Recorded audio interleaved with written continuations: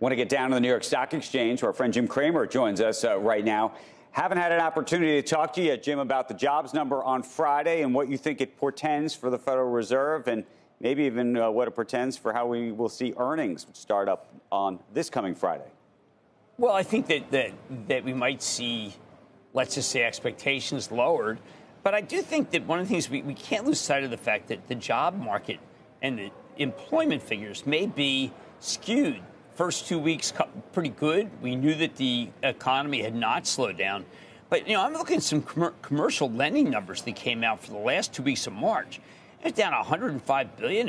It's the worst that it's ever been. Or, well, you could say that the fewest loans since the Federal Reserve started keeping these numbers. So I don't know. I have to tell you, Andrew, I think that there's a real slowdown the second half of March. And that's one that, say, a Loretta Mester, Mr. Bullard, they seem to have missed the mark. They're acting as if this mini crisis hasn't occurred.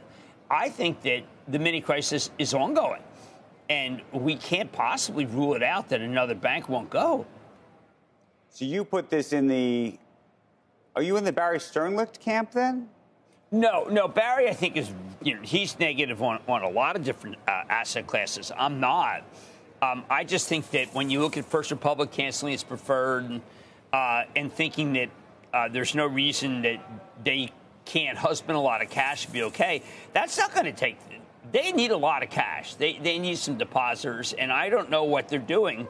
But I think that I don't know where the commercial bank deposits they're down by 64 billion, and that's again because who would keep their money in a bank where you're just insured to 250,000. So, Andrew, I think the last 2 weeks were bad in the country, just bad. And I think that the Federal Reserve has to really be mindful of that. They don't have up-to-date data the way we wish they did. But I think it's very important, Andrew, that there's a big slowdown. You mentioned the regional banks. We're going to start hearing from some banks, the bigger ones, at the end of this week. When you think about the deposit type of numbers that we may hear, are we going to be happy with those numbers? Are we going to be frustrated and upset? Is that going to make the market more jittery? What are you anticipating?